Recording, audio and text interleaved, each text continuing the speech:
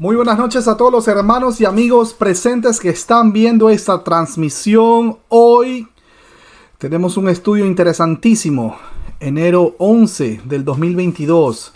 Mis hermanos, ante todo, ¿se escucha? Perfecto, gloria a Dios. Quiero saludar rápidamente a Gigi CG. Un abrazo a la distancia también para Robert Cabrera. Mi hermano, te mandamos un abrazo a toda esa gente linda allá en Colombia. Un abrazo también para Marcos Castro desde Ecuador. Qué lindo país, ¿eh? También saludamos a Viviana y para Wildo en Chile. También saludamos a Julio Jiménez, a Jenny Patricia, a Nancy Campos allá en Bolivia, Gladys Torres, Silvia Rojas en México, John García y la familia González. También para Juana Razuk y para Verónica Maizum. Un abrazo a la distancia. Mis hermanos, qué gusto verlos. Hoy vamos a interactuar. Tengan por favor a la mano. Es muy importante que cada vez que transmitamos y tengamos estos estudios, tengamos una Biblia a la mano. Versión, ya puede ser Reina Valera, versión español o King James para las personas que tienen el habla inglesa, aparte del habla hispana. Eso ya es decisión de ustedes.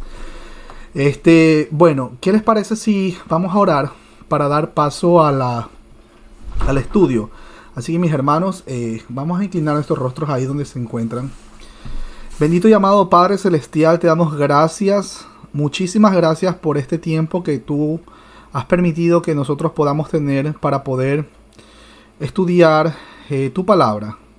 Te damos gracias, Padre Santo, porque sabemos que tú todo lo tienes bajo tu control y sabemos que este mensaje va a ser transmitido a todas las personas que tú consideres. Tú sabes quiénes son, Padre Santo. Nosotros oramos. El anhelo de nuestros corazones es que incluso hasta en nuestras familias lleguen a ver este tipo de mensajes. Porque hablan de ti. De eso se trata la vida, de que conozcan aquí quién envió a nuestro Señor Jesucristo. Gracias, Padre, por este tiempo. Por favor, acompáñanos, quédate con nosotros. Danos discernimiento para poder entender tu palabra. En el nombre precioso de Jesús te lo pedimos. Amén. Perfecto, mis hermanos, las personas que tengan sus Biblias a la mano, acompáñenme rápidamente. ¿Quién quiere leer Hechos 18 en versión Reina Valera? Bienvenido sea, pueden levantar la manito. De pronto, no sé, Viviana, ¿cómo está tu internet? ¿Está bien? Perfecto, muy bien. Si quieres puedes leer Hechos 18. Bienvenida sea, pues. Un abrazo para Edison Mejía. Bienvenido. Y para Evelyn González. Hola, pastor, buenas noches. Dios me la bendiga. Listo. Vamos a Hechos 18, lo pongo en pantalla. Amén. ¿Me escucha? Ya. Le damos lectura en el nombre del Padre, del Hijo y del Espíritu Santo. Dice Pablo en Corinto. Después de estas cosas, Pablo salió de Atenas y fue a Corinto. Y halló a un judío llamado Aquila, natural de Ponto, recién venido de Italia con Priscila su mujer, por cuanto Claudio había mandado que todos los judíos saliesen de Roma. Fue a ellos, y como era del mismo oficio, se quedó con ellos, y trabajaban juntos, pues el oficio de ellos era de hacer tiendas. Y discutía en la sinagoga todos los días de reposo, y persuadía a judíos y a griegos. Y cuando Silas y Timoteo vinieron de Macedonia, Pablo estaba entregado por entero a la predicación de la palabra, testificando a los judíos que Jesús era el Cristo. Pero poniéndose y blasfemando estos, les dijo, sacudiéndose los vestidos, vuestra sangre sea sobre vuestra propia cabeza. Yo limpio, desde ahora me iré a los gentiles. Y saliendo de allí se fue a la casa de uno llamado Justo, temeroso de Dios, la cual estaba junto a la sinagoga. Y Crispo, el principal de la sinagoga, creyó en el Señor con toda su casa, y muchos de los corintios, oyendo, creían y eran bautizados.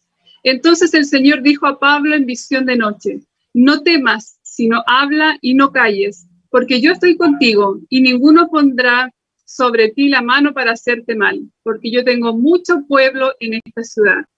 Y se detuvo allí 1 año y 6 meses, enseñándoles la palabra de Dios. Pero siendo Galión procónsul de Acaya, los judíos se levantaron de común acuerdo contra Pablo y le llevaron al tribunal, diciendo: este persuade a los hombres a honrar a Dios contra la ley.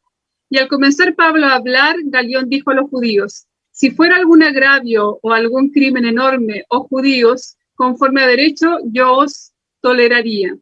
Pero si son cuestiones de palabras y de nombres y de vuestra ley, vedlo vosotros, porque yo no quiero ser juez de estas cosas. Y los echó del tribunal. Entonces todos los griegos, apoderándose de Sóstenes, principal de la sinagoga, le golpeaban delante del tribunal, pero a Galión nada se le daba de ello. Mas Pablo, habiéndose detenido aún muchos días allí, después se despidió de los hermanos y navegó a Siria, y con él Priscila y Aquila, habiéndose rapado la cabeza en Cencrea, porque tenía hecho voto. Y llegó a Efeso y los dejó allí, y entrando a la sinagoga discutía con los judíos, los cuales le rogaban que se quedase con ellos por más tiempo, mas no accedió, sino que se despidió de ellos diciendo: es necesario que en todo caso yo guarde en Jerusalén la fiesta que viene, pero otra vez volveré a vosotros, si Dios quiere, y zarpó de Efeso. Amén.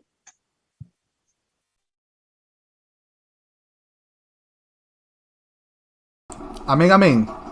Bueno, mis hermanos queridos, por favor, síganme con sus Biblias, tengan a la mano su resaltador, las personas que tengan resaltador, si tienen algo en qué apuntar, anotar, alguna nota, alguna duda, bueno, lo vemos al final, pero lo van marcando. Un abrazo para mis hermanos de República Dominicana, también para Bruno Juárez, que está allá en Pachuca, México, y para Raimundo Atles Valle. Que el Señor me los bendiga. Bueno, versículo 1. Después de estas cosas, Pablo salió de Atenas y fue a Corinto. Corinto, permítanme un segundo que les pongo en pantalla el mapa para que los hermanos se vayan ubicando, ¿no? Corinto estaba a 100 kilómetros al oeste de Atenas, en una estrecha franja de tierra, es decir, un istmo o es una extensión. Pablo fue el único que permaneció en Atenas y por un corto tiempo en Corinto. Pablo tenía al parecer problemas en los ojos, por lo cual fue muy duro para él estar solo. Navegar en el invierno en la zona sur de Grecia, por ejemplo, el cabo Malea, es muy peligroso. Por eso era necesaria una ruta terrestre más corta, aunque probablemente fuese más lenta. La ubicación geográfica de la ciudad de Corinto era un lugar de comercio de primer orden, un centro portuario y de comercio especializado en cerámica y acero, junto a un destacamento militar.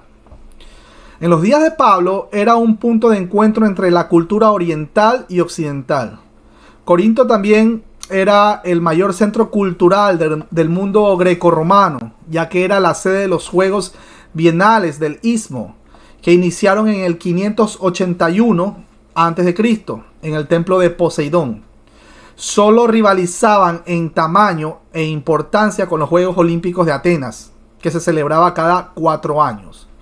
Corinto se vio involucrada en una revuelta, la Liga de Aqueo, contra Roma, por lo que fue destruida por el general romano Lucio Máximo y la población se esparció. Por su importancia económica y militar, fue reconstruida en el 46 hasta el 48 a.C. por Julio César. Llegó a ser una colonia romana donde vivían los soldados romanos en retiro. Por su arquitectura, cultura y funciones administrativas, se constituyó en una copia de Roma, como por ejemplo la reunión senatorial en la provincia de Acaya hacia el 27 a.C., llegando a ser una provincia imperial en el 15 a.C. La Acrópolis de la antigua Corinto se levantaba unos 1880 metros sobre la planicie y en ella se encontraba el templo de Afrodita. En los alrededores del templo se hallaban aproximadamente unas 1000 prostitutas. Ser llamado corintio, y bueno, en griego es Korintiasestai, era sinónimo de libertinaje y vida relajada. El templo, como la mayoría de la ciudad, fue destruido por un terremoto unos 150 años antes de la llegada de Pablo y destruido por otro en el 77 después de Cristo. No está claro si el culto de la fertilidad se continuaba practicando en los días de Pablo. En el año 146 a.C., a partir de los romanos, quienes destruyeron la ciudad, mataron y esclavizaron a toda la población. El ambiente griego fue sustituido por por su estatus de la colonia romana. Versículo 2. Y halló a un judío llamado Aquila, natural del Ponto, recién venido de Italia, con Priscila su mujer, por cuanto Claudio había mandado que todos los judíos saliesen de Roma. Fue a ellos. Ahora, cuando hablamos de Aquila, su esposa Priscila, también llamada correctamente Prisca por el apóstol, por lo general se menciona solo una vez, lo cual era muy inusual en esta cultura patriarcal. Hechos 18:18, Hechos 18:26, 1 Corintios 16:19 y 2 de Timoteo 4:19 corrobora. Su nombre coincide con el de la rica familia romana Grens Prisca.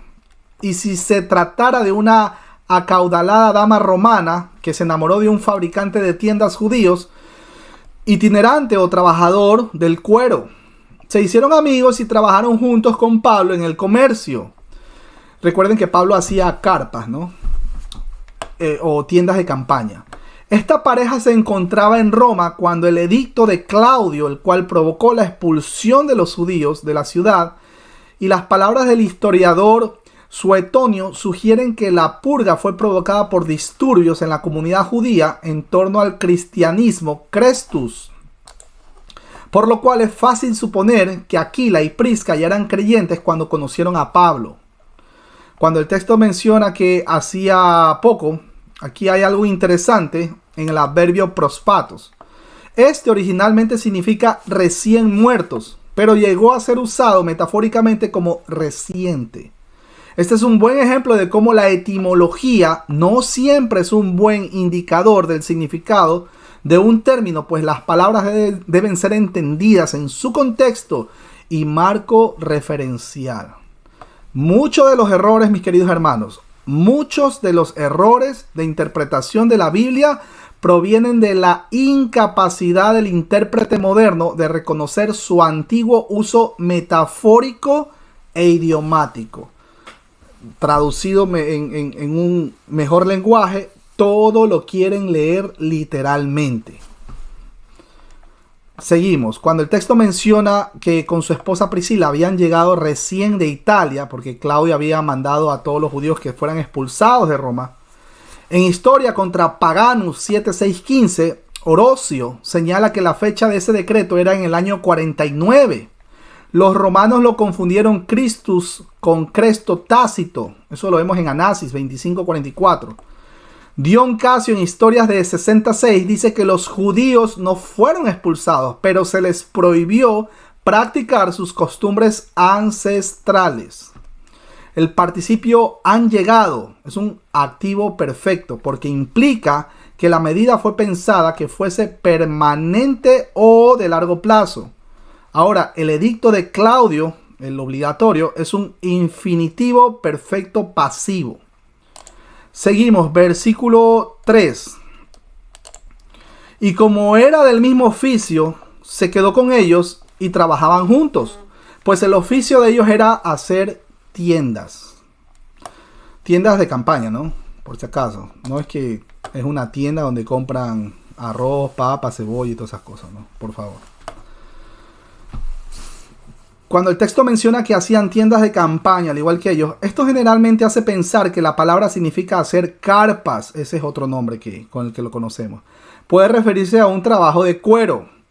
La formación rabínica de Pablo le exigía tener un trabajo secular o de comercio. Ningún rabino podía tomar el dinero por la enseñanza.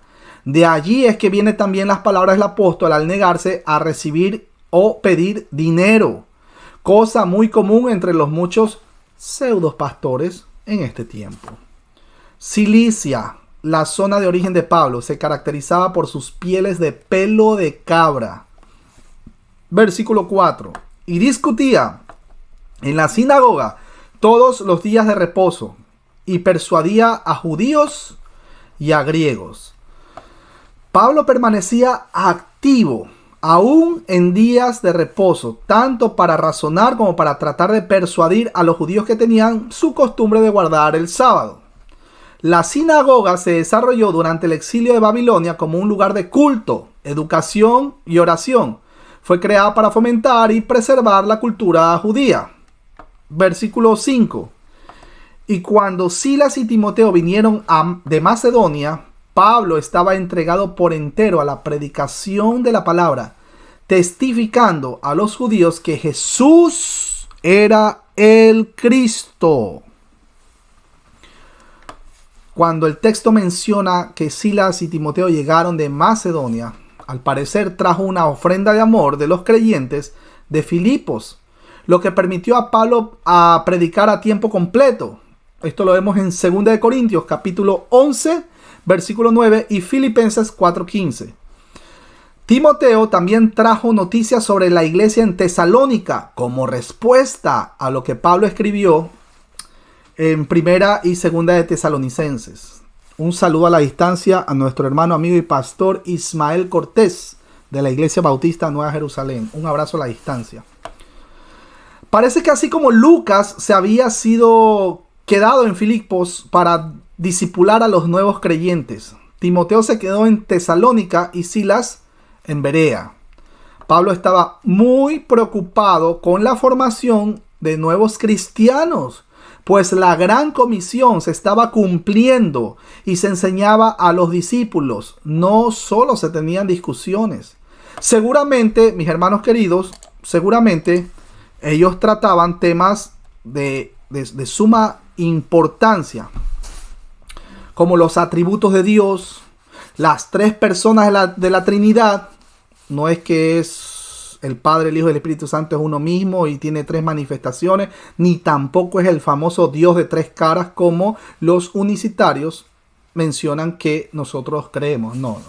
Son tres personas que conforman la deidad. No es que son tres dioses. Ok, tres en uno. Unus sumus. Eso ya lo vimos en texto anterior. Incluso hay un video en el canal del hermano David Silva, los unicitarios y su conexión con el ocultismo. Se los recomiendo. Bueno, seguimos, mis hermanos queridos. Pablo estaba preocupado de predicar y de discipular. En cada ciudad que visitó, quería establecer una iglesia activa, en crecimiento y capaz de reproducirse. Mire la responsabilidad que tenía el apóstol.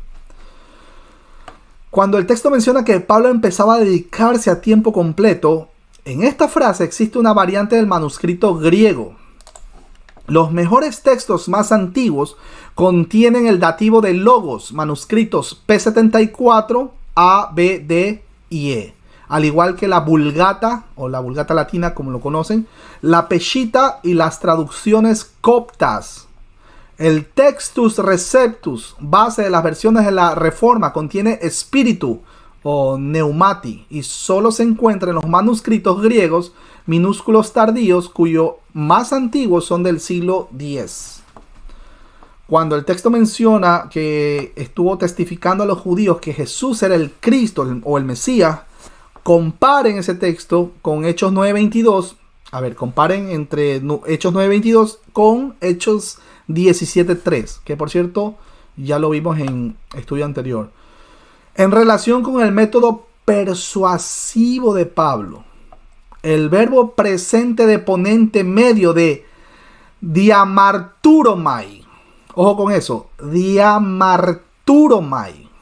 Y permítame que se los pongo en pantalla. Ok.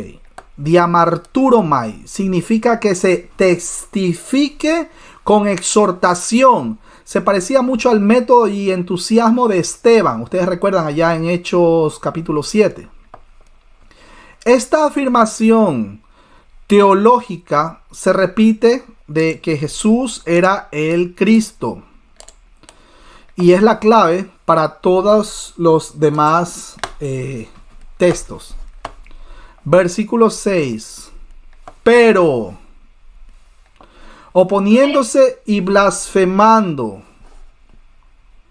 estos les dijo, sacudiéndose los vestidos, vuestra sangre sea sobre vuestra propia cabeza. Yo limpio. Desde ahora me iré a los gentiles. Qué fuerte, ¿ah? Cuando el texto menciona que estuvo oponiéndose y blasfemando, ambos son participios presente medio porque hacen hincapié en la permanente implicación personal. Lamentablemente esto se convirtió en una respuesta muy común entre los judíos de la diáspora. Cuando el texto menciona que se sacudieron los vestidos, ustedes ya recuerdan pues que eso era un símbolo judío de rechazo. Esto lo vemos o lo corroboramos en Nehemías capítulo 5 versículo 13, en Hechos 13:51, en Lucas 9:5 y en Lucas capítulo 10 versículo 11. Cuando el texto menciona que vuestra sangre sea sobre vuestra propia cabeza, esta frase del Antiguo Testamento tiene varias connotaciones. Primero, la responsabilidad tanto individual como colectiva de vigilar. Lo vemos en Ezequiel capítulo 3 versículo 16, Ezequiel 33 del 1 al 6. Segundo, la responsabilidad personal. Lo vemos en Josué 2:19, Segunda de Samuel 1:16, Ezequiel 18:13, Hechos 18:6 y 20:26. Tercero, la responsabilidad colectiva de los antepasados o las naciones.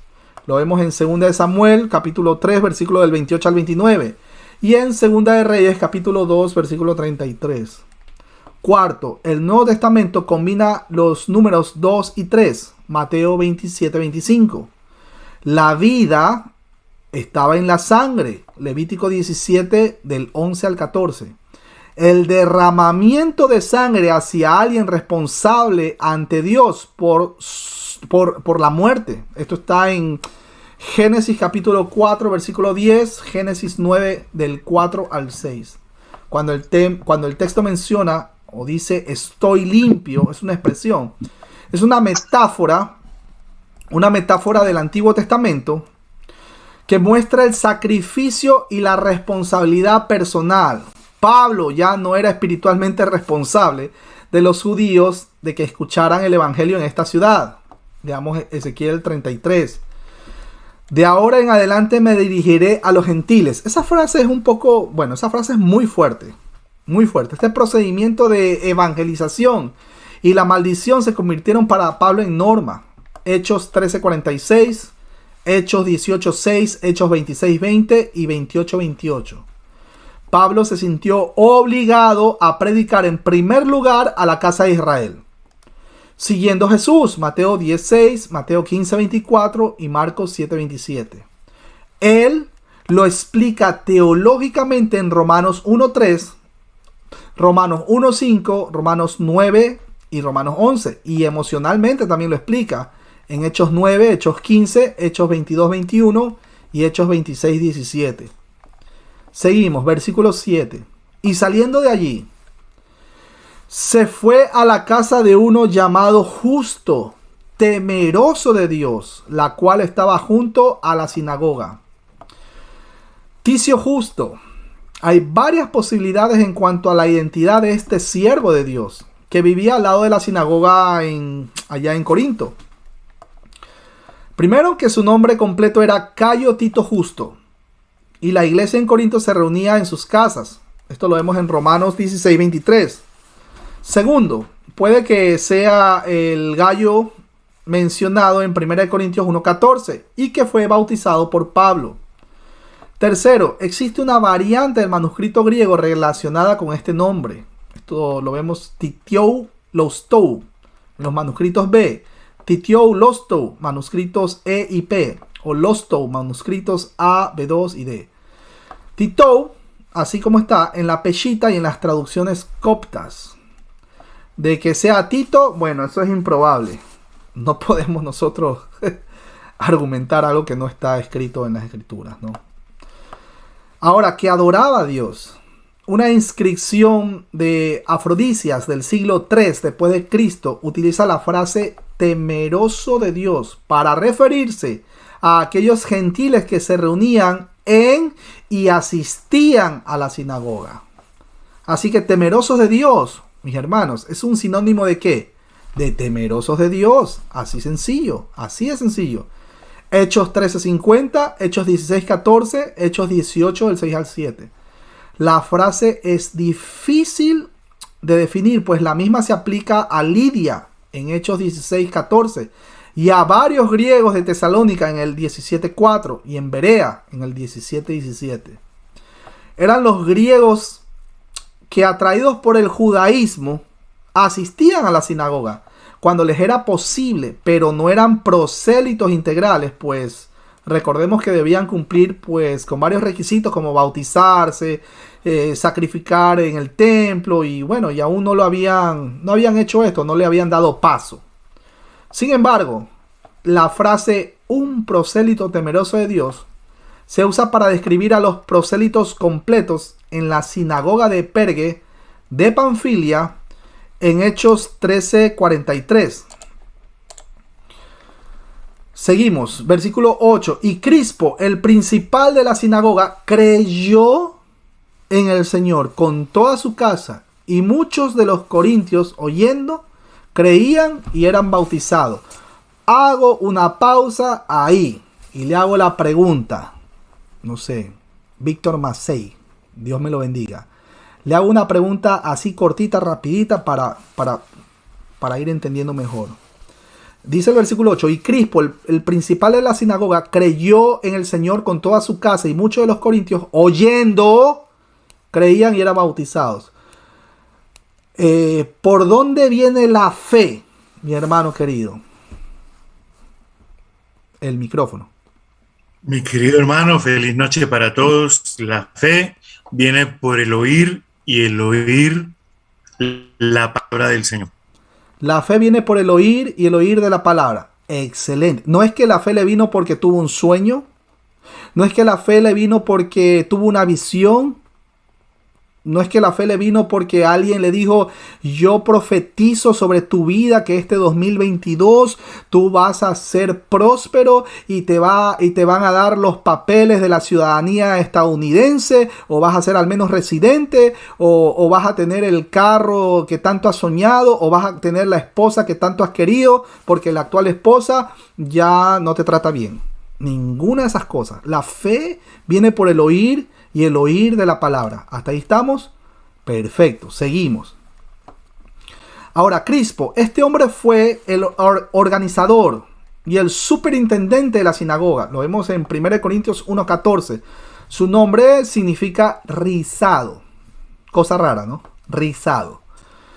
Cuando el texto menciona que creyó en el Señor con toda su familia, Hechos de los Apóstoles registra varios casos en que el jefe y toda su casa se convierten y se bautiza a la familia extendida. Lo vemos en Hechos 11:14, 16:15, 31 al 34 y 18:8. Los occidentales no dan a la familia extendida la importancia que éste tenía en el mundo mediterráneo antiguo. La familia, mis hermanos, era la prioridad. Los individuos no eran relevantes. Aunque esto difiere de nuestra comprensión individualista de la evangelización, lo cual no significa que sea inapropiado o menos real. Pero notemos que no todos los miembros convertidos de las familias que asistieron a la iglesia se salvaron. Una vez más, Hechos 16:31 era una promesa específica para alguien específico, en una circunstancia específica y bajo un contexto específico. No es que en nuestra casa, vamos a decir, yo soy cristiano, mi esposa es cristiana, pero tengo un hijo que le encanta hacer brujería y hechicería y muere siendo brujo y hechicero. No porque yo me voy a salvar, está obligado Dios a salvar también a mi hijo, muriendo siendo un brujo y un hechicero. Por favor, Leamos el contexto de Hechos 16:31. Seguimos. Onésimo era un esclavo de la casa de Filemón, donde la iglesia se reunía, pero no se convirtió hasta que conoció a Pablo en la cárcel. Para este hombre hay una mención en la carta de Ignacio de Antioquía a la iglesia de Éfeso, como por el 110, donde dice que era obispo el anciano Onésimo. Ahora, cuando el texto menciona que también creyeron y fueron bautizados muchos de los corintios que oyeron a Pablo, muchos de los corintios no aceptaron el mensaje fácilmente, el mensaje paulino. Pero Pablo, ojo con esto, se desanimó y tuvo que ser reanimado por una visión divina especial. Ya vamos por ahí. Las iglesias de Corinto, o iglesias domésticas, fueron las más difíciles de Pablo. Eran congregaciones problemáticas. Él las amaba, pero le causaba un gran dolor personal. Hay un paralelo relevante de este texto en 1 Corintios capítulo 1, versículo del 14 al 17. Porque Cristo no me envió a bautizar, sino a predicar. Esto no significa menospreciar el bautismo, sino es más bien la reacción ante el espíritu subversivo o rebelde que ciertos líderes fueron levantando en la iglesia de Corinto. Sin embargo, mis hermanos, esta declaración no indica que el bautismo no era un sacramento efectivo de la gracia. Es sorprendente que algunos interpreten los escritos de Pablo como un sentido sacramental, cuando todos ellos solo se menciona específicamente una vez: la cena del Señor en 1 Corintios 11 y el bautismo en 2 ocasiones, en Romanos 6 del 1 al 11 y Colosenses 2:12. Sin embargo, el bautismo es la voluntad de Dios para todo creyente, no es la condición para ser salvo. Cuando dice el texto, al que creyere y fuere bautizado. Si usted cree, ¿cuál va a ser la consecuencia si todavía tiene vida? Pues el Espíritu Santo lo va a llevar al bautismo. Lo va a llevar a las aguas bautismales, ya sea en un río, ya sea, tenga mucho cuidado, ¿no? Pero esa es la consecuencia. La salvación es por gracia. Cuando el Espíritu Santo nos trae de muerte a vida, nosotros pues empezamos a creer y como, ahora sí entiendo y empiezo a entender las escrituras. Bendito sea el Dios y Padre nuestro Señor Jesucristo, que nos bendijo con toda bendición en los lugares celestiales, etcétera, etcétera, etcétera. Y comenzamos a entender las escrituras. Acto seguido, como consecuencia de haber sido escogido desde antes de la fundación del mundo, habiendo nacido después, pude haber sido un borracho, un criminal, un drogadicto, todos los pecados que usted quiera. Si está escogido para salvación, el Espíritu Santo tarde o temprano nos va a traer de muerte a vida. Y como consecuencia, una vez más, como consecuencia, no es la causa, no es que nosotros nos vamos a bautizar y logramos la salvación. Ese es un error doctrinal. Por eso es que tenemos tantas iglesias, megas iglesias que están, y perdonen la expresión, quizás es un poco fuerte, desnutridos espiritualmente. Y tienen a sus líderes que los meten en el agua y los remojan 4, 5 veces, 6 veces, 7 veces y siguen siendo unos completos inmorales, teniendo actos ilícitos. Ustedes ya saben a qué me refiero, con la pastora, con la líder de alabanza, etcétera, etcétera. Eso no es correcto, mi hermano. El Espíritu Santo trae muerte a vida y nos va a llevar ¿a qué? ¿Qué dice la Escritura? Nos va a llevar a toda verdad.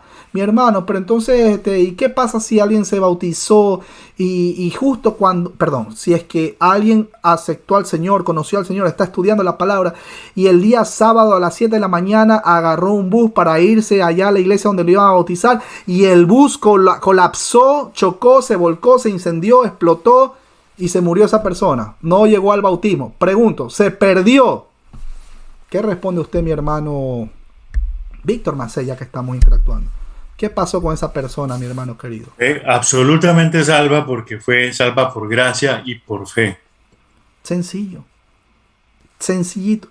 No, pero es que es un requisito. Bueno, entonces no vamos a ser mentirosos al Señor cuando le dijo al ladrón en la cruz: de cierto te digo, hoy estarás conmigo en el paraíso.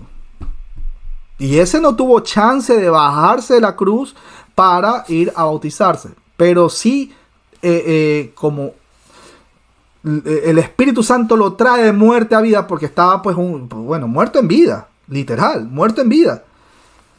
Lo trae el Espíritu Santo de muerte a vida y reconoce. Ustedes recuerdan cuando el Señor ahí en el libro de Mateo menciona que dice, unos dicen que tú eres el Elías, otros dicen que tú eres el de acá, el de aquí. Y el Señor dice, bueno, ¿y ustedes quiénes creen que yo soy?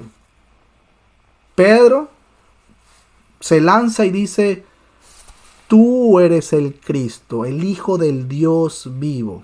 Y el Señor le responde, bienaventurado eres Pedro, hijo de Simón, porque no te lo reveló carne ni sangre, no te lo reveló tu famoso, entre comillas, y mal llamado libre albedrío. No te lo reveló nada de eso. Porque todo lo que es nacido del Espíritu, pues obviamente glorifica a Dios y etcétera, etcétera, ¿no? Te lo reveló mi Padre que está en los cielos. No te lo reveló carne ni sangre, sino mi Padre que está en los cielos. Y él no dijo, espérate Señor, déjame hacer primero una confesión de fe. Y ahí te digo, yo te acepto, yo te reconozco. No, nada de esas cosas antibíblicas. Pero bueno, mis hermanos, seguimos.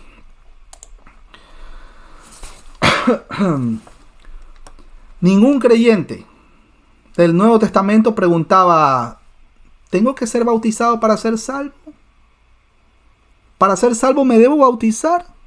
Ningún creyente en el Antiguo Testamento no se ve registrado. ¿Jesús lo hizo? Claro que sí. Jesús mandó a la iglesia a hacerlo. Hagámoslo. El bautismo es todavía una importante y decisiva declaración pública de fe personal, especialmente en las culturas no cristianas. Versículo 9. Entonces el Señor dijo a Pablo en visión de noche, no temas, sino habla y no calles. Quiero hacer una pausa ahí. Mi hermano Marcos Castro, ¿cómo estás? ¿Tú crees que puedas encontrar el libro de Joel 2:28? O alguien que lo encuentre, me puede levantar la maldito. Joel 2:28, que vamos a analizar ese texto con todo lo que estamos viendo que está sucediendo en Hechos de los Apóstoles. Joel capítulo 2, versículo 28. Y hasta eso, mientras lo busca, aprovecho a saludar a Juana Razuk. Un abrazo. Sí, ya tengo listo. Lo tiene listo John García. ¿De qué parte del mundo nos escribe, nos hablas, John García? Estoy cerca del hermano Edwin Gutiérrez, el pastor Edwin Gutiérrez de aquí de Medellín. Estoy en la ciudad, en la parte norte de Medellín. Ay, Copacabana. Qué lindo, la tierra de la rica bandeja paisa. Gloria a Dios. Bueno, John García, por favor, dinos, ¿qué dice Joel capítulo 2, versículo 28? Los hermanos, atentos con esto. Antiguo Testamento, Joel 2:28. Antiguo Testamento, ahora sí. La palabra de Dios dice: y después de esto derramaré mi espíritu sobre toda carne, y profetizarán vuestros hijos y vuestras hijas. Vuestros ancianos soñarán sueños, y vuestros jóvenes verán visiones. Ok, muchas gracias mi hermano John García. Saludos a toda esa gente linda allá en Medellín. Ok, mis hermanos, es inapropiado y antibíblico que alguien venga en este tiempo a mencionar que ha tenido un sueño profético o un sueño apocalíptico y quiera llevar esa interpretación personal para hacerlo doctrina. Eso no es apropiado. Si nosotros estamos leyendo Joel 2:28, que es una profecía que se empezó a cumplir en Hechos de los Apóstoles capítulo 2. Y seguimos viendo, aquí lo tenemos a nuestro hermano Pablo. Entonces, versículo 9. Entonces el Señor dijo a Pablo en visión de noche: no temas, sino habla y no calles. Este es el verdadero contexto de Joel 2:28. Joel 2:28 ya estaba anunciando todos estos sueños y visiones que iban a pasar. ¿En dónde? ¿En este tiempo? No. ¿Más adelante? No. ¿Hace 15 años? No. ¿En la época de Adolfo Hitler y ¿Y los nazis? No. Joel 2:28 es una profecía que empezó a cumplirse en Hechos de los Apóstoles, Hechos capítulo 2, y seguimos viendo a lo largo de Hechos.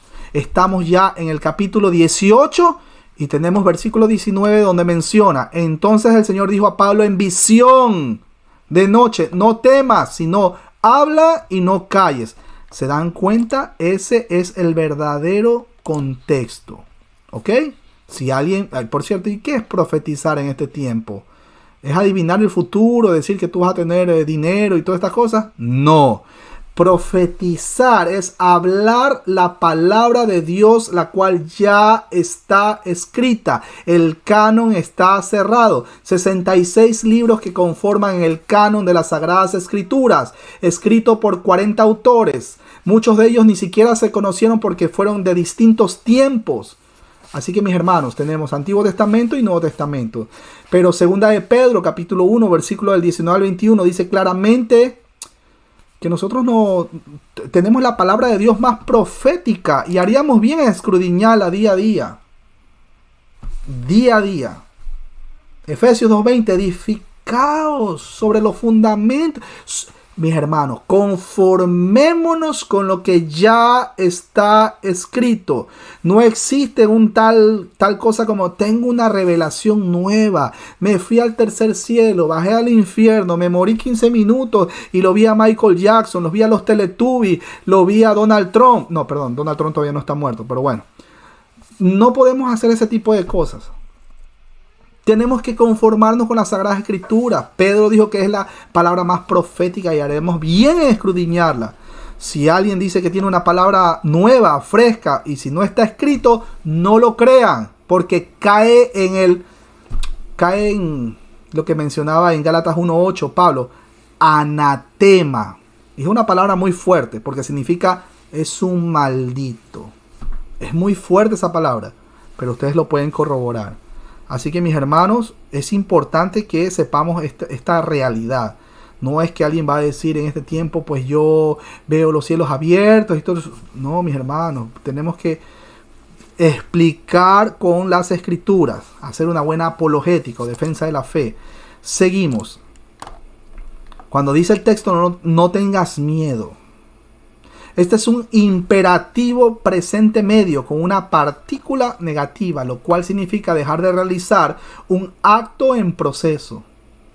Esto puede ser una alusión a Génesis 26:24, Deuteronomio 1 del 29 al 33 y Deuteronomio 21, donde Isaac, ustedes se acuerdan, Isaac tuvo miedo. Pablo tenía miedo y necesitaba un aliento de Cristo. Lucas registra estas visiones especiales de estímulo en Hechos 22 del 17 al 18, Hechos 23:11 y Hechos 27 del 23 al 24. Si un hombre, mis hermanos queridos, por favor, si un hombre como el apóstol Pablo también tuvo miedo, no es de sorprenderse que igual nos pase a nosotros. Claro que nos va a dar también miedo, pero la clave está en permanecer en Jesús, porque lejos de Él, dice la Escritura, nada podemos hacer. Jesús está también con nosotros. Mateo 28:20, ustedes recuerdan, estoy con ustedes todos los días hasta el fin del mundo. Y de paso la Escritura dice que estamos juntamente con Él crucificados. Gálatas 2:20. La gran comisión sigue siendo el objetivo rector, el más importante.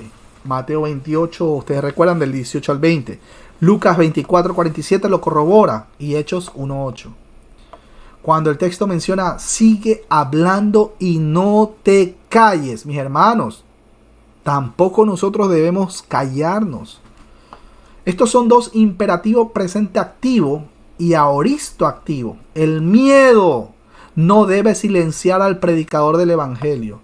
Es triste ver a este tiempo como ante una sociedad donde promueven leyes que van en contra de la moral, cuando quieren redefinir el género, que solo hay género masculino y femenino. En una sociedad donde señoritas de pañuelo verde quieren avanzar y con un problema tan grande, el cual es el pecado, quieren promover a la elaboración de una ley civil. Es que nos tienen que aprobar esto, es que no, es un problema de pecado. Ese es el fondo del asunto. Aquí el problema no es que, le tengo miedo al COVID. Hay un problema más grande, el cual es el pecado.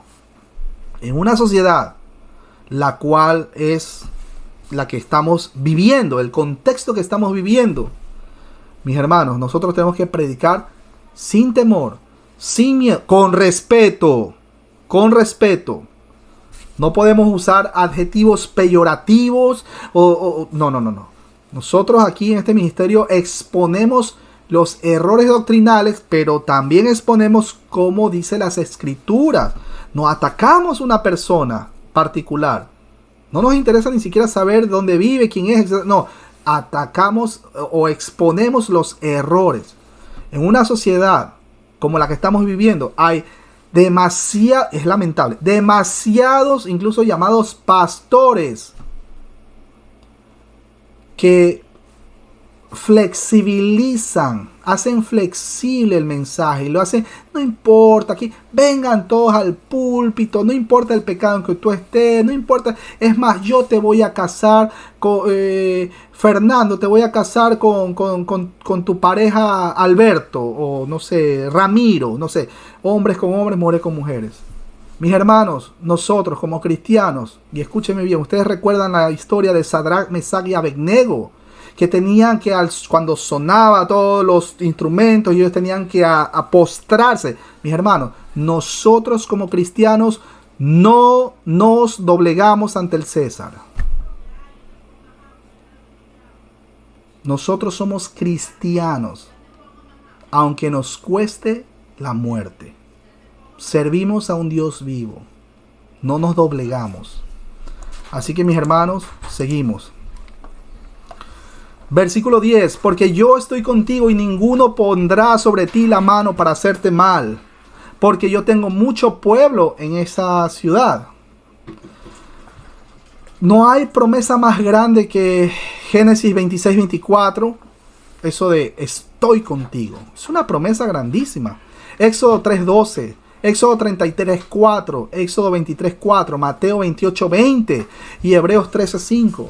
Noten que Él está, cuando hablo de Él, en contexto es el Señor. Él está con nosotros, no para nuestra comodidad personal o seguridad, sino para darnos la audacia evangelizadora, para que tengamos esas ganas de ir a predicar a todos los rincones, incluso esperando el bus, a los amigos, incluso hasta las personas que nos consideran enemigos. Prediquémosles. Usted no va a convencer de pecado a esa persona. Quien convence el Espíritu Santo. No envejezca, no se complique. La presencia del Espíritu es para la proclamación del Evangelio, no la paz personal de cada uno. Cuando el texto menciona, porque tengo mucha gente en esta ciudad, la frase, yo tengo mucho pueblo, no significa muchas personas, pues la palabra los es la palabra griega regular para definir al pueblo escogido, por lo cual es una alusión a la usada en el Antiguo Testamento para describir a Israel o el pueblo de Dios.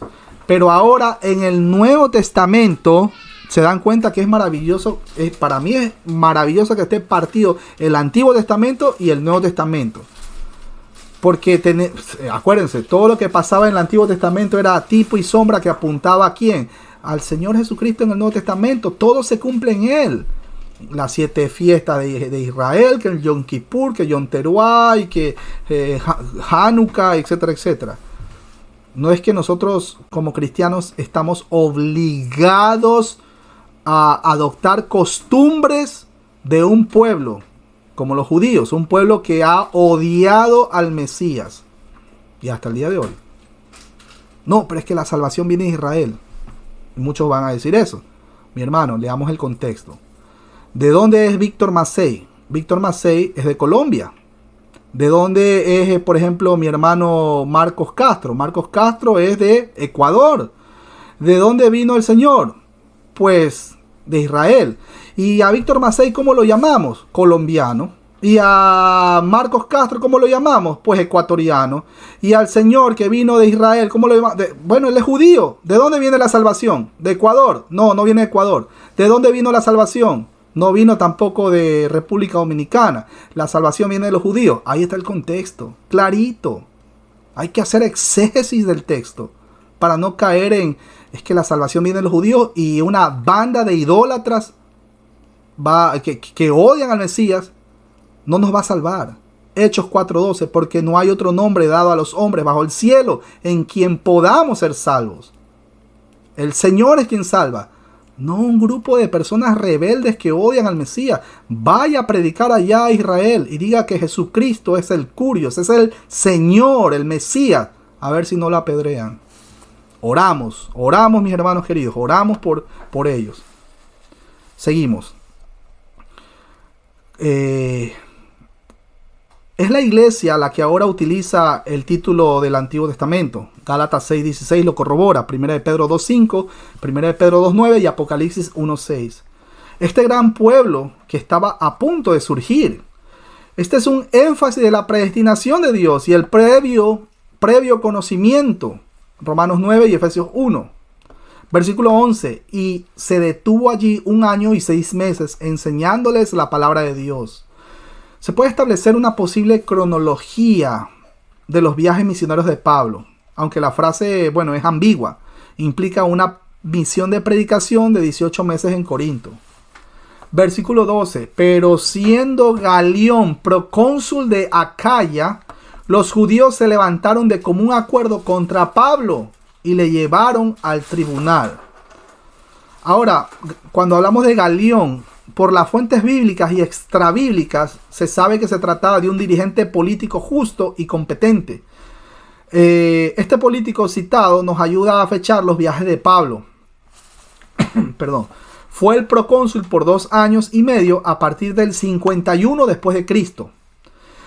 Por una inscripción de Delfos, donde dice que llegó a Corinto como procónsul en el 51 o 52 después de Cristo, su tribunal, o bema, que es la palabra, también ha sido identificado.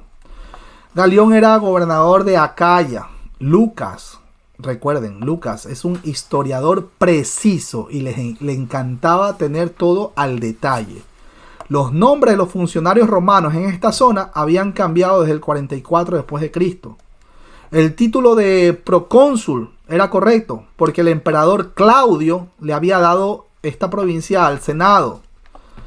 Cuando el texto menciona que los judíos se pusieron de mutuo acuerdo, Lucas utiliza esta frase varias veces para expresar la unidad de los creyentes, pero en este caso denota la unión de los rebeldes judíos de Corinto mediante los celos y el ataque al evangelio. Otros ejemplos del uso de esta frase con un sentido negativo son Hechos 7:57, Hechos 12:20, Hechos 19:29. El término judíos a menudo tiene un sentido peyorativo en los escritos de Lucas. Cuando menciona el texto de que lo llevaron al tribunal, o es la palabra bema, que literalmente significa paso, era el asiento o plataforma elevada de los romanos desde donde impartían justicia. Mateo 27:19 lo corrobora, Juan 19:13, Hechos 25:6, Hechos 25:10, 2 de Corintios 5:10. Versículo 13, diciendo, persuade a los hombres a honrar a Dios en contra de la ley. Este era un reclamo judío de que el cristianismo era una violación de sus leyes y por lo tanto no formaba parte del judaísmo. Era una cuestión legal muy importante. Si Galión se hubiera pronunciado sobre esta acusación, el cristianismo se habría convertido en una religión ilegal. Pero por esto el cristianismo gozaba de la protección política, pues fue visto como una secta del judaísmo, que era una religión legal bajo el derecho romano hasta la persecución, ustedes recuerdan, de Nerón, 10 o 12 años más tarde. Ahora, ustedes entendieron el por qué no era conveniente de que Galión aplicara, entre comillas, justicia. Bueno, eso se lo dejo de tarea. Incluso es posible que uno de los propósitos de Lucas al escribir Hechos fuese documentar que el cristianismo no era una amenaza para la autoridad romana. Cada oficial romano debía dar fe del reconocimiento de este hecho. Versículo 14. Y al comenzar Pablo a hablar, Galión dijo a los judíos: si fuera algún agravio o algún crimen enorme, oh judíos, conforme a derecho, yo os toleraría. Miren que esta expresión sí es una oración condicional de segunda clase. ¿Por qué es una oración así? Pues esta es una construcción rara porque hace una declaración falsa a fin de iniciar o continuar una discusión. Es más o menos como meterle, como dicen, leña al fuego. A menudo se le denomina una condición contraria a los hechos y debe traducirse como si se tratara de algo dañino. Versículo 15. Pero si son cuestiones de palabras y de nombres y de vuestra ley, vedlo vosotros, porque yo no quiero ser juez de estas cosas. Ustedes ven aquí otra vez el pero sí. Ustedes ven esa frase, ¿no? Otra vez es una frase o oración condicional de primera clase. En realidad la cuestión legal era un asunto religioso. Galión sabiamente reconoció el verdadero motivo de los judíos. Él no podía ni quería actuar como juez en este tipo de asuntos. Cosa que pues ya se explicó, ¿no? Versículo 16. Y los echó del tribunal. Esta frase, los echó, esta es la única vez que aparece este verbo en el Nuevo Testamento. Pero fue utilizado varias veces en la Septuaginta. Esto lo vemos en 1 Samuel, capítulo 6, versículo 8, y en Ezequiel, capítulo 34, versículo 12. Versículo 17. Por cierto, esta es una forma intensificada de elauno, o lo que significa expulsar por la fuerza, o sacarlos a la mansalva. De allí que Lucas utilizara esta variante tan fuerte del verbo expulsar. Versículo 17. Entonces todos los griegos, apoderándose de Sóstenes, principal de la sinagoga, le golpeaban delante del tribunal, pero a Galión nada se le daba de ello. Miren que el todos ellos se refiere a los judíos o posiblemente a los griegos, que muestra el antisemitismo solapado de estas ciudades griegas. Los manuscritos más antiguos no tienen el término griegos en este verso o versículo. Se menciona un Sóstenes en 1 Corintios 1:1. Él era colega o sucesor del conversículo Crispo. Si este Sóstenes es el mismo de la carta o no, miren, mis hermanos, eso es incierto. Pero es un nombre griego no común y bien raro. Este Sóstenes había ocupado el lugar de Crispo como líder de la sinagoga. ¿Por qué lo golpearon los judíos? Eso es incierto. Tal vez le dejó hablar a Pablo en la sinagoga y los judíos lo consideraron pues un vocero tibio o ineficaz. Cuando el texto menciona que Galión no le dio ninguna importancia al asunto, este líder político romano, a diferencia de Pilatos, no se dejaba llevar por la multitud, actuando así coherentemente con su afamado carácter. Versículo 18. Mas Pablo, habiéndose detenido aún muchos días allí, después se despidió de los hermanos y navegó a Siria. Le pongo el mapa para los hermanos que están viendo la transmisión. Permítanme un segundo. Ahí está el mapa. Después se despidió de los hermanos y navegó a Siria, y con él Priscila y Aquila, habiéndose rapado la cabeza en Cencrea, porque tenía hecho voto.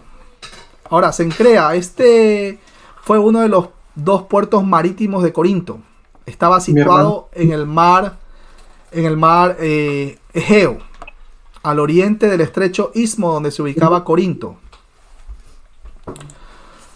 Perdón. Se vuelve a mencionar en Romanos 16:1 como el lugar donde se encontraba una iglesia. Cuando el texto menciona a causa de un voto que había hecho, Esto se refiere a un voto nazareo que se practicaba con límite de tiempo. Lo vemos en Números capítulo 6, versículo del 18 al 21. Pablo lo repite en Hechos 21-24. El corte de pelo o afeitado de la cabeza se daba al inicio y al final del voto. Ahora, hago una nota o un paréntesis importante. Esta costumbre que tuvieron no es para que nosotros hagamos doctrina ni para lograr hacer algo similar para lograr la salvación del alma. Mucho ojo. Hago un paréntesis, hago un énfasis. Porque no podemos tomar... Acuérdense, cuando vamos a estudiar las escrituras no solamente tenemos que ver el texto histórico, sino también el contexto cultural. ¿Ok? Algunos no creen que sea un voto nazareo, ya que este solo podía finalizar en Jerusalén, según la costumbre judía. Pablo llegó a hacer todo para todos los hombres, para ganar algunos creyentes. Esto lo vemos en 1 Corintios 9, versículo del 19 al 23. La verdad de este voto era para la evangelización y no por legalismo. Y existe la posibilidad de que fuera Aquila quien se hubiese afeitado la cabeza. Pero ese voto, Euge, de Pablo fue un voto nazareo temporal, como una expresión genuina y adecuada de la fe o de la antigua fe hebrea. Versículo 19. Y llegó a Éfeso y los dejó allí. Y entrando en la sinagoga, discutía con los judíos. Ahora, ustedes recuerdan que Éfeso, ya lo vimos, ¿no? Esta era una gran ciudad comercial en el oeste de Asia Menor. Después que fue destruido el puerto de Mileto por el alud del limo del río Meandro, el intercambio comercial se trasladó hacia la costa de Éfeso, donde también había un puerto natural. En los tiempos del Nuevo Testamento ya habían pasado los mejores días de Éfeso, aunque todavía era una ciudad grande e influyente, pero nada que ver con su gloria pasada o su apogeo. Fue la ciudad más grande de la provincia romana de Asia Menor. No era la capital, aunque el gobernador romano vivía allí. Por su excelente puerto natural, fue un centro comercial. Era una ciudad libre, lo que le permitió tener gobierno local y una gran libertad. Incluso no tenía un cuartel de soldados romanos. Fue la única ciudad donde celebraron los Juegos Asiáticos Bienales.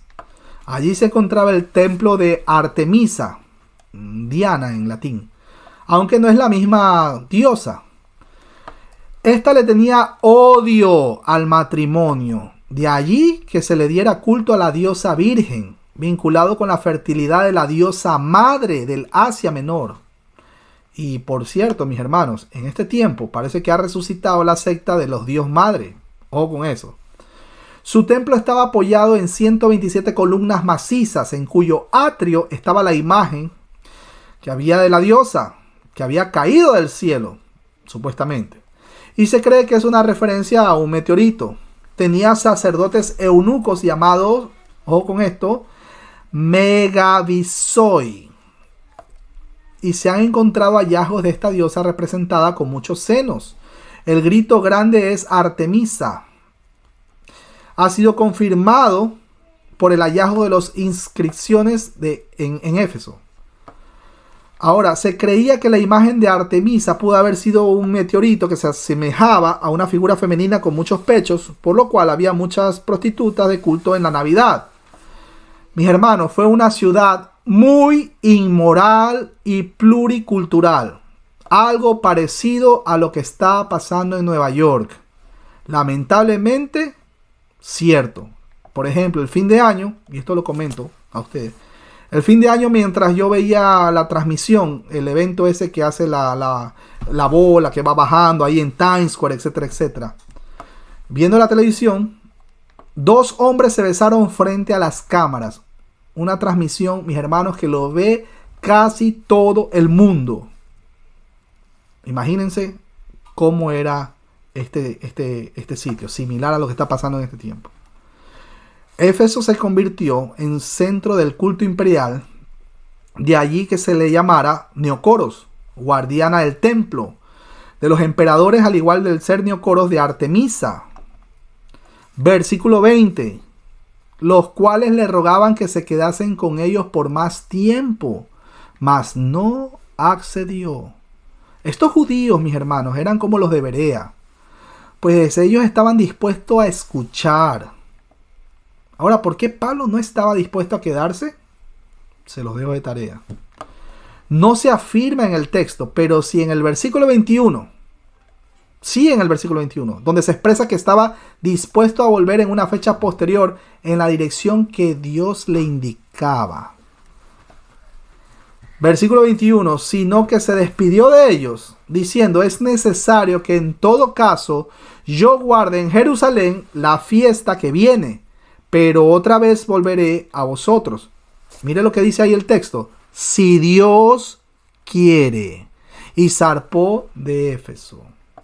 Cuando el texto menciona, si Dios quiere, noten, mis hermanos queridos, la expresión que muchos hoy en día no entienden.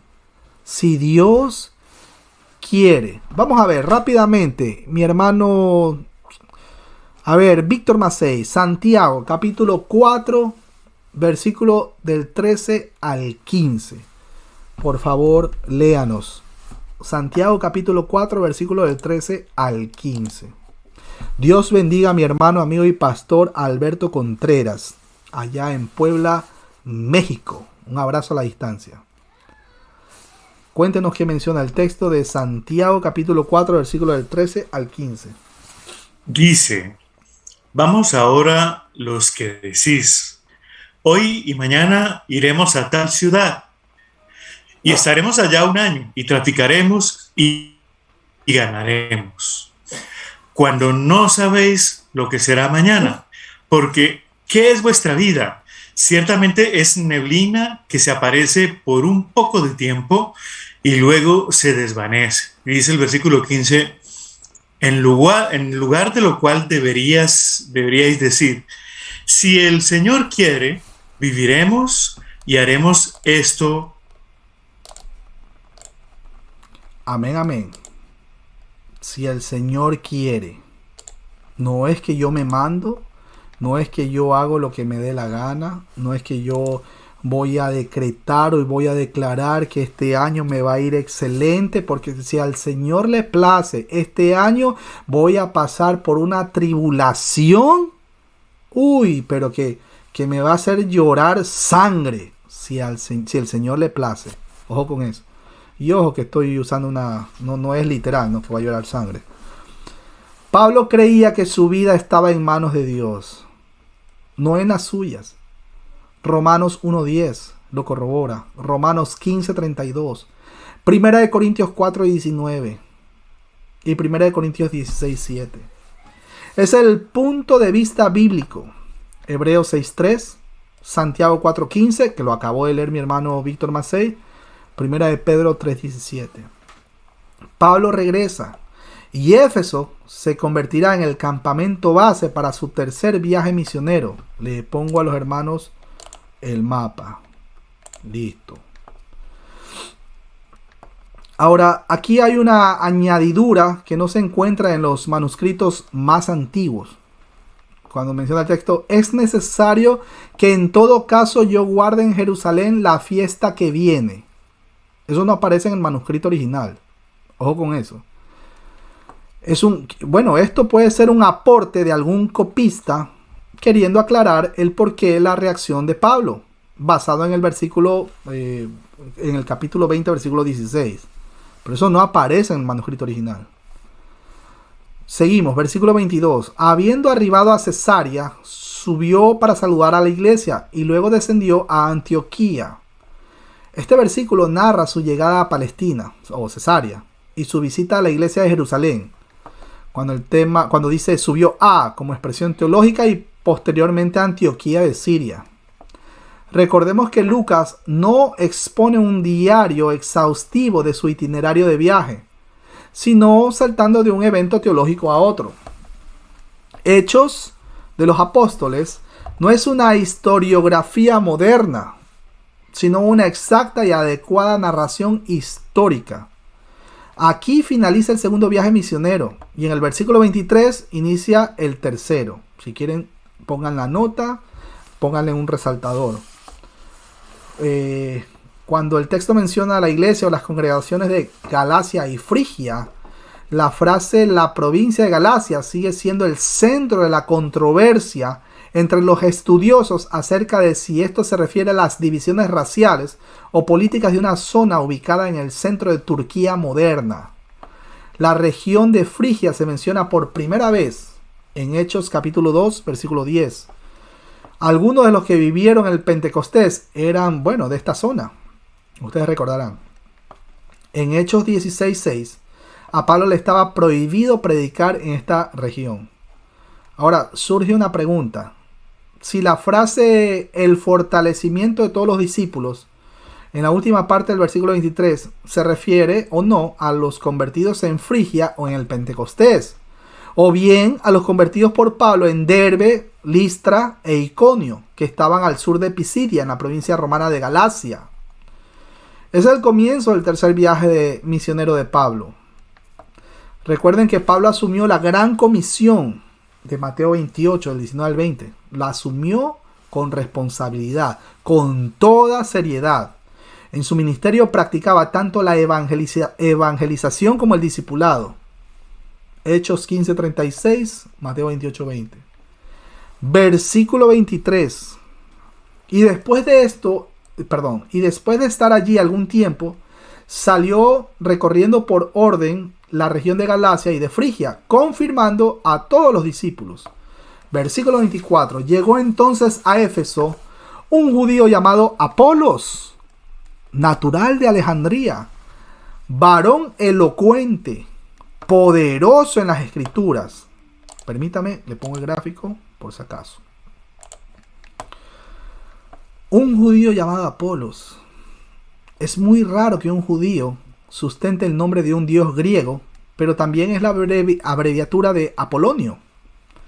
Cuando el texto menciona que era poderoso en las escrituras, mis hermanos, no se refiere a ese poder antibíblico de doblar cucharas con la mente o de hacer alargar el brazo, como lo hacen en algunas iglesias de este tiempo, de corte carismático.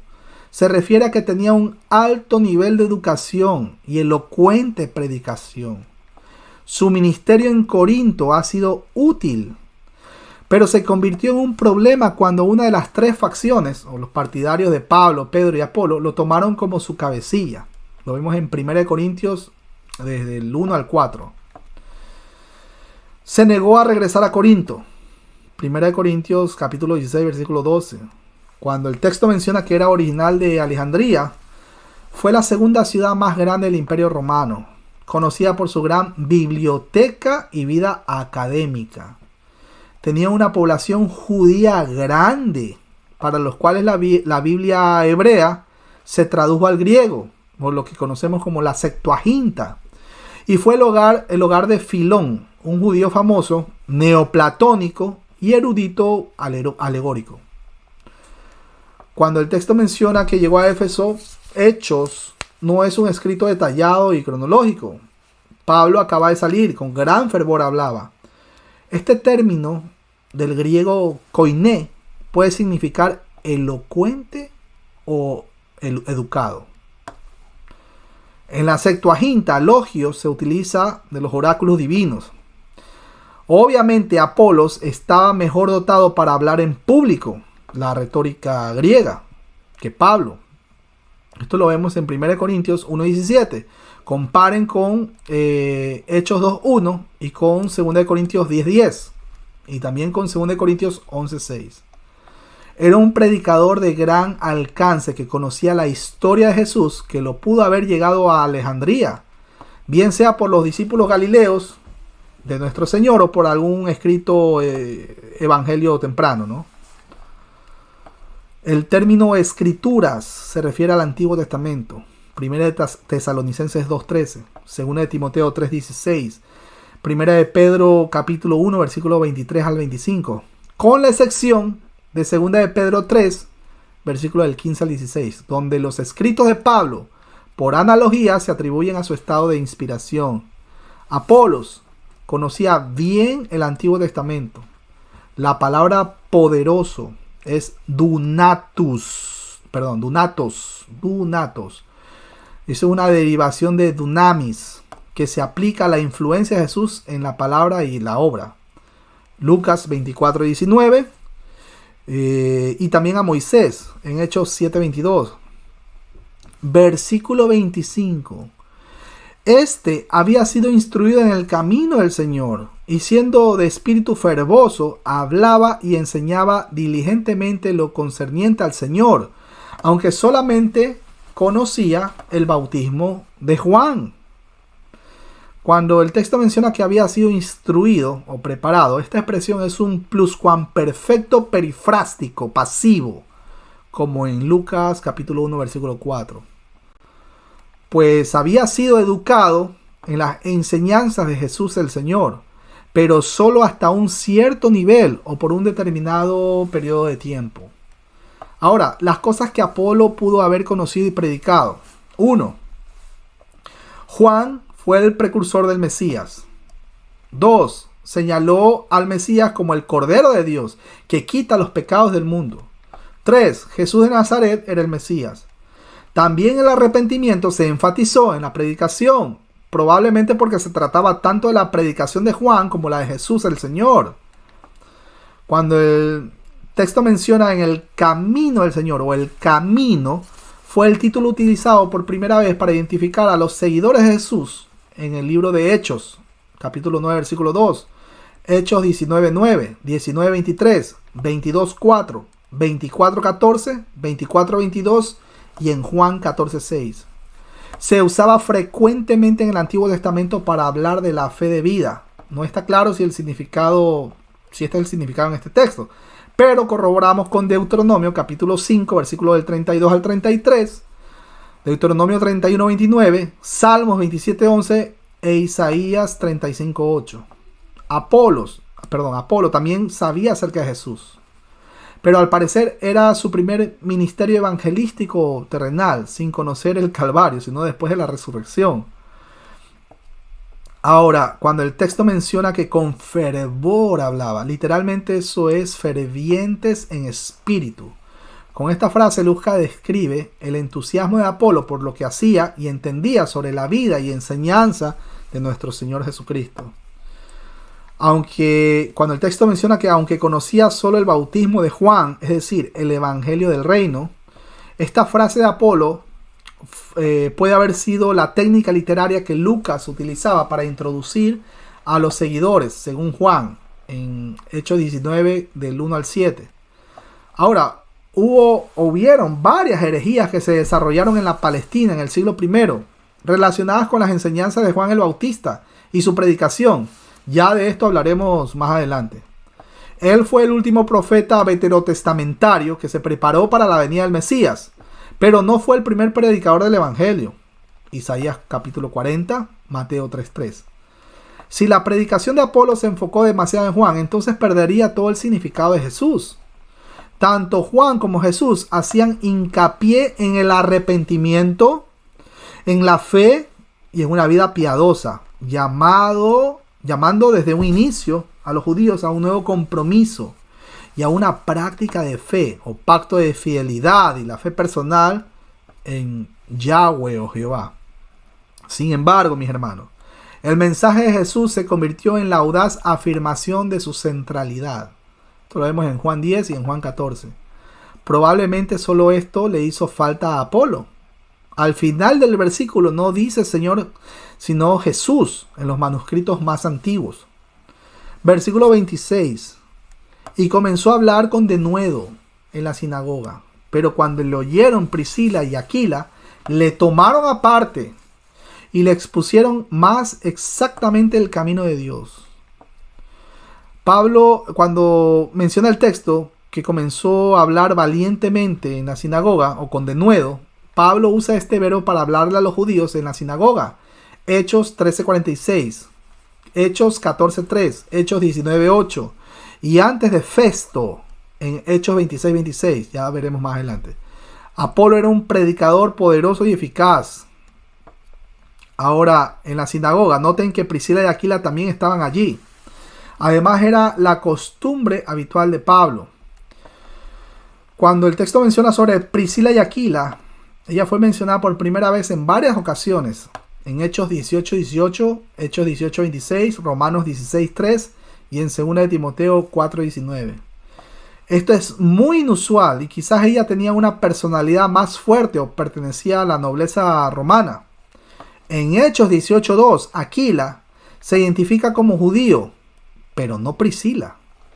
Ambos se vieron obligados a abandonar Roma bajo el edicto del emperador Claudio en el año 49 después de Cristo. Conocieron a Pablo y se hicieron amigos en Corinto y de ahí lo siguieron a Éfeso. Imagínense ese privilegio. Los tres eran fabricantes de tiendas de campaña. Cuando el texto menciona que lo tomaron a cargo, el término se utiliza para describir a alguien que es aceptado o recibido como un amigo. No está claro cómo o dónde Priscila y Aquila se lo dieron a conocer a Apolo. Es posible que haya hablado con él en privado o lo hubiesen llevado a la casa de ellos. Algo para tener en cuenta era que no debían avergonzarle ni ponerle en evidencia en público, pues eran hermanos en la fe que predicaban la sana doctrina. Cuando el texto menciona que le explicaron con mayor precisión, mi hermano, Apolos estaba dispuesto a aprender, lo que resulta extraño en seres humanos dotados y educados en todos los tiempos. Pero él respondió a todo lo que se le dijo acerca de Jesús. Imagínense. Versículo 27. Y queriendo él pasar a Acaya, los hermanos le animaron y escribieron a los discípulos y le recibiesen. Y llegado él allá, fue de gran provecho a los que por gracia habían creído. El manuscrito griego D agrega a instancias de los cristianos de Corinto. Él era una especie de predicador, pues dominaba el estilo retórico griego. Cuando el texto menciona que los hermanos escribieron, Romanos 16:1, 2 de Corintios 3:1 y 2 de Juan hacen referencia a las cartas de recomendación de una iglesia a otra. Era la manera de cómo la iglesia primitiva evitaba a los falsos. Ustedes también recuerdan a los nobles de Berea, ¿no? Bueno. Era la manera de cómo la iglesia primitiva evitaba a los falsos y perjudiciales predicadores ambulantes, que ya existían. Sí, bueno, siempre han existido. Cuando el texto menciona que ayudó a muchos, a quienes por la gracia habían creído, hay dos maneras de entender esta frase. 1. Los creyentes salvos por gracia. 2. El empoderamiento de Apolos de la gracia de Dios. El verbo principal, ayudado o contribución, es un indicativo aoristo medio. Apolo fue una bendición, pues él participó en muchas de estas prédicas. Pablo lo conoció muy bien. Apolo también fue una bendición, pues el participio ha creído en un perfecto activo, ya que implica que ya fuesen creyentes. En Corinto, Apolo era considerado un discipulador, no un evangelista. Versículo 28. Porque con gran vehemencia refutaba públicamente a los judíos, demostrando por las escrituras que Jesús era el Cristo. Apolos usó el Antiguo Testamento de la misma manera en que lo hacía Pedro, Esteban y Pablo, demostrando que Jesús era el Mesías, como un método que se repite en los sermones de los judíos en Hechos de los Apóstoles. Apolos refutaba. Aquí hay una palabra que si quieren lo anotan. Diakatalegiomai. Diakatalegiomai. Que significa argumentar de una manera abrumadora. Imagínense que su predicación, imagínense solo mis hermanos por un instante, la predicación de Apolos, obviamente el Espíritu Santo dirigiéndolo, ¿no? Era como un balde de agua fría que le caía sobre todas las personas que estaban escuchando, sobre los adversarios, los que se negaban a escuchar de que Jesús era el Cristo, el Señor. Imagínense, les caía como un balde de agua fría. Pero bueno, mis hermanos, Quiero saludar rápidamente a Gerardo Castillo. Un abrazo a la distancia. Y también para Lou Martínez y para Nelly Rojas. Mis hermanos, hasta ahí. ¿Qué opina? Vamos a empezar, por ejemplo, con, no sé, mi hermano Marcos. ¿Cómo ve ese denuedo que tenía Apolos por predicar la palabra de nuestro Señor? ¿Tenía miedo Apolos? No, estaba lleno del Espíritu Santo. Gloria a Dios. ¿Quién pone el querer como el hacer? Dios. Dios. Filipenses 2:13. Mi hermano Víctor Macei, ¿qué opina de ese encuentro entre estos personajes? Imagínense. Bueno, yo creo que, como dicen por allá en los malos lugares, yo pago por ver.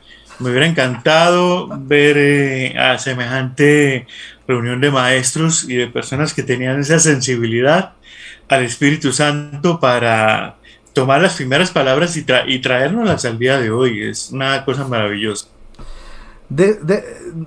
Tratemos de darnos cuenta de algo.